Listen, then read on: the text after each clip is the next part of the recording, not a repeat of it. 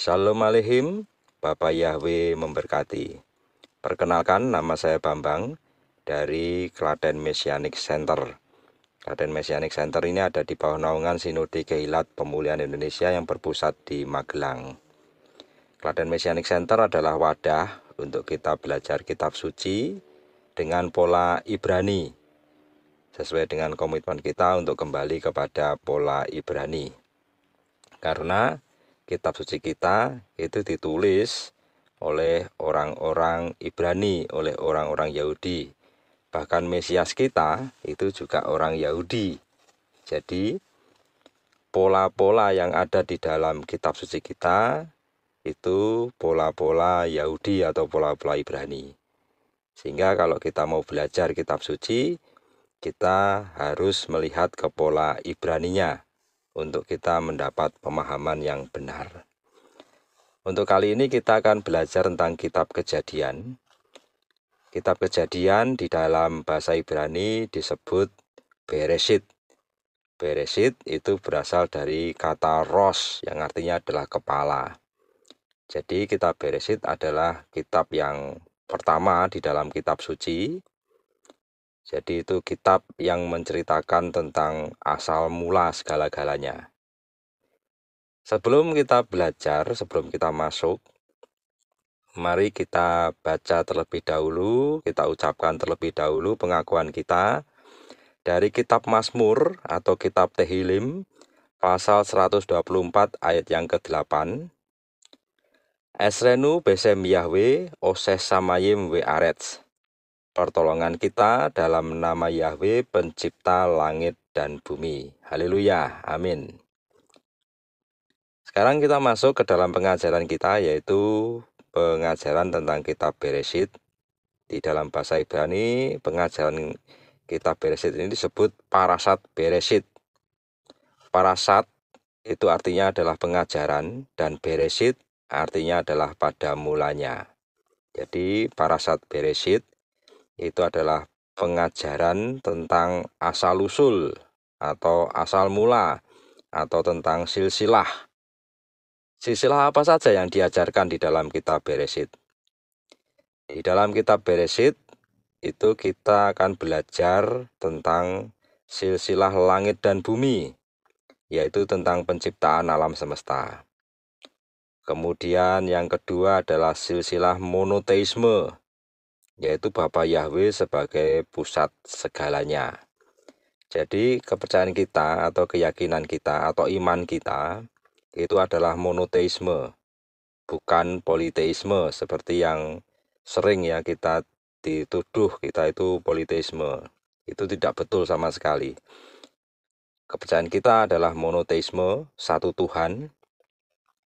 Sehingga kalau ada tuduhan-tuduhan, mungkin ya yang menuduh mungkin belum tahu atau belum mengerti, tapi kita berdoa bersama-sama supaya nanti ada kasih karunia dari Bapa Yahweh kepada mereka sehingga mereka bisa tahu, bisa mengerti dan masuk ke dalam keluarga Bapa Yahweh. Haleluya, amin. Yang ketiga adalah silsilah manusia, yaitu tentang penciptaan manusia. Kemudian yang keempat, silsilah keselamatan. Di dalam silsilah keselamatan ini ada konsep ibadah dan konsep pengampunan. Jadi ibadah kita itu konsepnya itu ada di dalam kitab Bereshit. Pengampunan itu juga ada di dalam kitab Bereshit. Konsepnya ada di situ semua. Nanti kita akan belajar. Yang kelima adalah silsilah orang-orang pilihan, yaitu orang-orang yang ada dalam silsilah Masiah atau Mesias, yaitu silsilah orang-orang yang masuk ke dalam silsilah Tuhan kita, Tuhan Yeshua HaMasyiah. Nah, dari 5 silsilah ini, makanya kitab Bereshit itu dikatakan mengisahkan tentang asal mula segalanya. Kitab Bereshit itu mengisahkan tentang asal mula segala-galanya. Oleh karena itu kitab Bereshit juga disebut sebagai Seper Toldot. Seper artinya buku atau kitab, Toldot artinya adalah silsilah. Jadi Seper Toldot itu adalah kitab silsilah. Toldot itu berasal dari kata yalat yang artinya melahirkan. Nah, ini saya inventarisir ya dari kitab Kejadian atau kitab Bereshit, dari sejak pasal 1 sampai pasal 50. Kitab Bereshit itu ada 50 pasal. Di sini ada kata-kata toldot yang tertera. Di dalam kitab suci bahasa Indonesia, kata toldot itu diterjemahkan misalnya riwayat, silsilah, keturunan. Ada juga yang menerjemahkan generasi, itu ada. Gak apa-apa, toldot itu memang bisa diterjemahkan generasi, bisa. Di dalam Parasat Bereshit, kita nanti akan mempelajari 12 parasat. Parasat Bereshit itu sendiri ada di dalam Bereshit pasal 1 ayat 1 sampai Bereshit pasal 6 ayat 8. Jadi kalau kita belajar parasat Bereshit, kita fokusnya di Bereshit pasal 1 ayat 1 sampai Bereshit pasal 6 ayat ke-8. Di dalam kitab Kejadian sendiri atau kitab Bereshit, itu ada 12 parasat seperti tertera di layar ini ya. Ini ada parasat Bereshit, ada parasat Noah, ada parasat Lech-Lecha, parasat Wayera, parasat Kayeisara, parasat Toldot, parasat Wayetsi, parasat Wayisklak, parasat Wayesef, parasat Mikets, parasat Wayigas, parasat Wayehi. Itu ada 12 parasat. Nanti kita akan pelajari satu-satu. Untuk pertemuan kali ini kita akan masuk di pendahuluan dulu, supaya kita bisa lebih mengenal tentang kitab Bereshit dan bagaimana metode belajarnya yang baik dan benar. Di dalam belajar kitab suci itu ada 4 tingkatan cara mempelajari kitab suci. Yang pertama adalah pesat. Pesat itu membaca apa adanya. Membaca kitab suci dalam bahasa Ibrani, di dalam huruf Ibrani. Kita membaca apa adanya. Itu namanya pesat. Tingkatan yang kedua adalah remes. Remes itu mengartikan lambang-lambang. Kemudian tingkat berikutnya adalah deras. Deras ini menafsirkan. Kalau menafsirkan ini tergantung kita mau ikut tafsir yang mana gitu ya, karena misalnya kitab suci itu kita buka gitu ya, itu setiap orang akan memiliki pemahaman yang berbeda-beda. Contohnya gini, misalnya ada 5 orang membuka kitab Bereshit pasal 1 ayat 1 dibaca, lalu kemudian ditutup, kemudian mereka merenungkan. Setelah itu kita tanya satu persatu, apa yang didapat dari Bereshit pasal 1 ayat 1. Tentu setiap orang dari 5 orang itu akan mendapatkan pemahaman yang berbeda. Artinya mereka menafsirkannya jadi berbeda-beda. Tergantung Roh Kudus itu akan memberi mereka pemahaman apa. Seperti itu, karena kebutuhan setiap orang itu Roh Kudus menilai berbeda-beda. Tetapi kemudian bisa menimbulkan tafsir yang berbeda-beda pula. Makanya banyak sekali ada denominasi-denominasi gitu ya.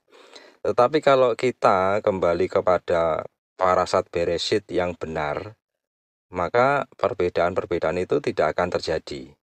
Meskipun mereka ditanya jawabannya berbeda-beda, tetapi pemahamannya pasti akan tetap satu. Karena parasat Bereshit itu ya hanya satu, itu pemahamannya, seperti itu.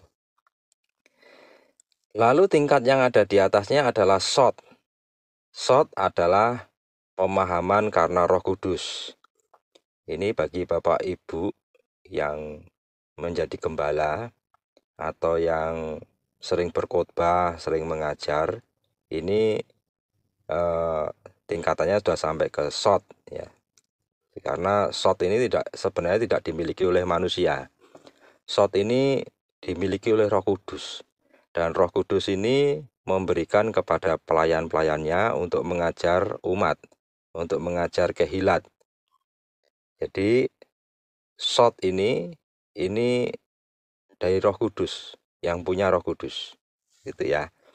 Nah, keempat tingkatan ini disebut Pardes.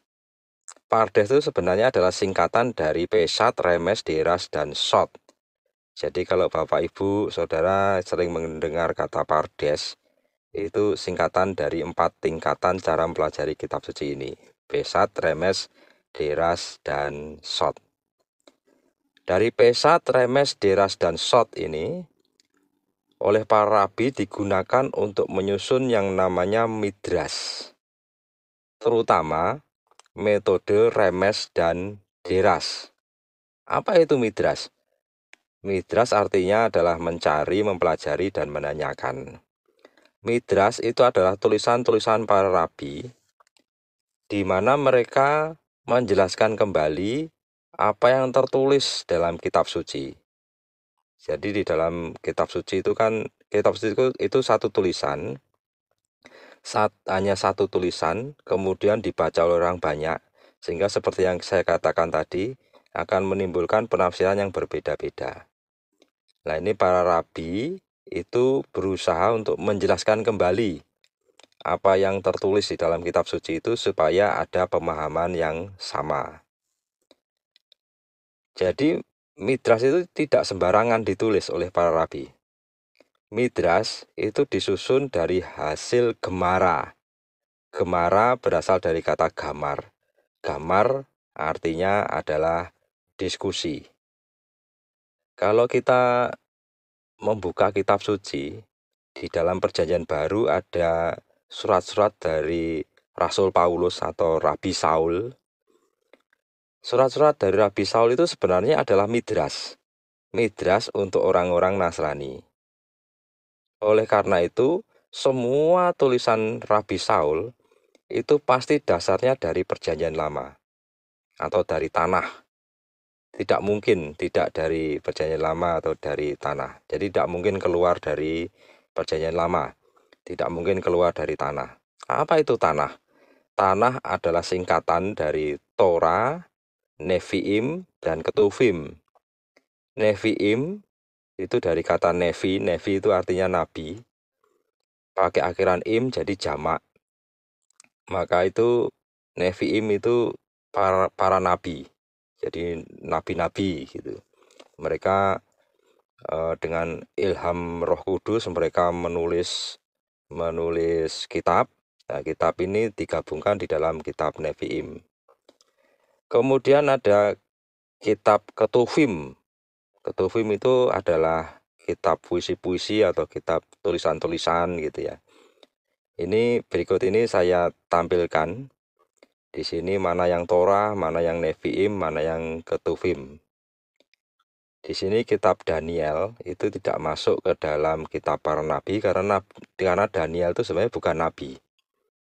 Daniel adalah orang yang sangat cerdas, sangat jenius yang dipakai oleh Bapa Yahweh untuk menyampaikan firman-Nya.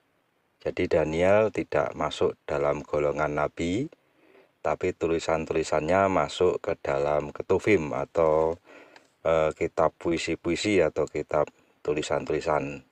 Jadi tidak seperti misalnya Nabi Yeskiel atau Nabi Yeremia atau Nabi Yesaya gitu ya. Dia itu masuk golongan nabi, tapi kalau Daniel tidak. Kita kembali ke Rabi Saul tadi atau Rasul Paulus, di mana Rasul Paulus atau Rabi Saul itu menulis midrasnya itu juga tidak semuanya semaunya sendiri atau sembarangan. Rabi Saul atau Rasul Paulus itu menulis midras pasti berdasarkan dari Perjanjian Lama atau dari tanah. Mana sih midras yang ditulis oleh Rabi Saul? Midras yang ditulis oleh Rabi Saul itu di dalam Perjanjian Baru, kalau kita melihat ada surat-surat dari Rasul Paulus, yaitu midrasnya Rabi Saul itu. Itu midras dari Rasul Paulus atau tulisan-tulisan dari Rasul Paulus. Salah satu contohnya, misalnya sekarang kita buka kitab Roma atau kitab Romiim pasal 6 ayat 23. Di sini dikatakan sebab upah dosa ialah maut, tetapi karunia Elohim ialah hidup yang kekal di dalam Hamasiah Yesua Tuhan kita. Kalimat yang pertama, sebab upah dosa ialah maut. Ini diambil dari kitab Kejadian atau kitab Beresit pasal 2 ayat yang ke-17. Di sini dikatakan, tetapi dari pohon pengetahuan baik dan jahat engkau tidak boleh memakannya, karena pada hari engkau memakannya, engkau sungguh akan mati. Mati di dalam bahasa Ibrani dikatakan mut. Ini mudah sekali dihafalkan ya. Misalnya Bapak Ibu atau saudara memiliki televisi, kemudian mau matikan suaranya kan mesti bilangnya itu suaranya di mute aja. Seperti itu. Nah, mati itu bahasa Ibraninya mut. Itu mudah sekali dihafalkan. Tapi di sini dikatakan 2 kali, mot tamut. Kita lihat tuh di 2 kata terakhir ya. Mot tamut itu dari asal kata yang sama dan artinya sama-sama mati itu. Mot tamut. Maka dalam bahasa Indonesia dikatakan sungguh akan mati. Karena dikatakan 2 kali. Di dalam kitab suci itu ada ciri khas. Kalau suatu kata itu dikatakan 1 kali, itu maknanya biasa ya, usual. Tapi kalau dikatakan 2 kali, itu maknanya very atau sangat.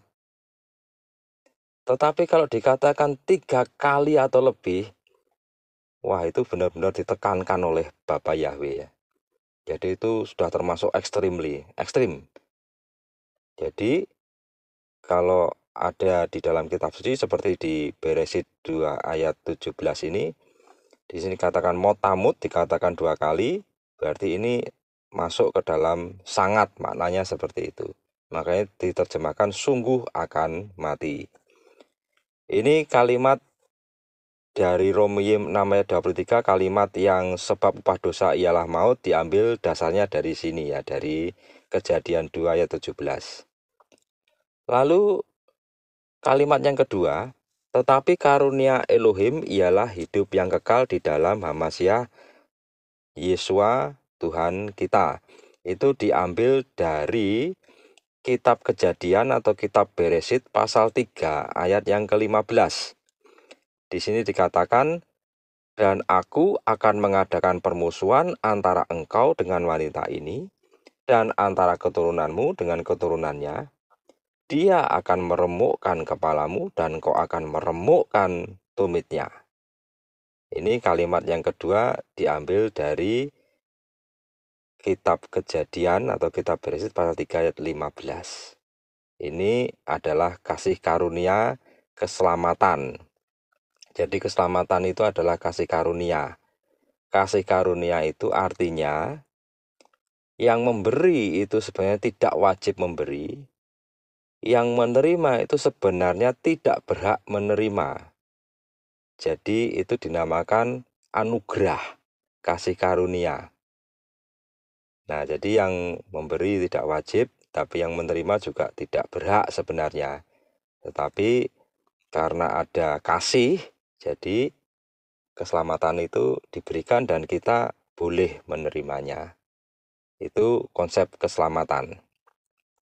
Makanya Beresit pasal 3:15 ini dikenal sebagai Besora Harisona. Besora itu artinya adalah kabar.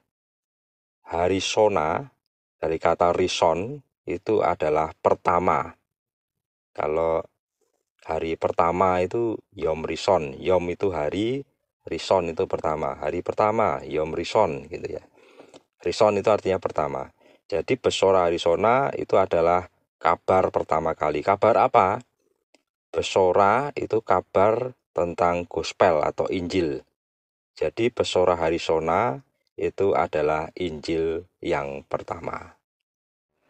Demikian pendahuluan tentang pengajaran kitab Kejadian atau Parashat Bereshit. Mungkin di antara Bapak Ibu ada yang ingin bertanya, silahkan ditulis di kolom komentar atau bisa chat via WA di nomor yang tertera di thumbnail atau di deskripsi. Atau mungkin di antara Bapak, Ibu, dan Saudara ada yang ingin belajar secara offline, silahkan datang, nanti kita atur jadwalnya di alamat yang tertera baik di thumbnail maupun juga di deskripsi di bawah ini nanti. Untuk selanjutnya kita nanti akan belajar, sudah masuk ke dalam Bereshit pasal 1, kita nanti akan belajar, jadi ini akan berlanjut terus. Bapak, Ibu, dan Saudara bisa mengikuti terus. Nanti tekan saja tombol like-nya supaya algoritma dari video ini bisa naik, sehingga firman Bapak Yahweh bisa tersebar kemana-mana, tersebar semakin luas, dan di aplikasi dari Bapak, Ibu, dan Saudara nanti ketika kami mengupload video selanjutnya bisa langsung tampil di beranda aplikasi Bapak, Ibu, dan Saudara. Demikian yang bisa kita sampaikan. Sukses besar untuk kita semua. Bapak Yahweh memberkati. Haleluya. Amin.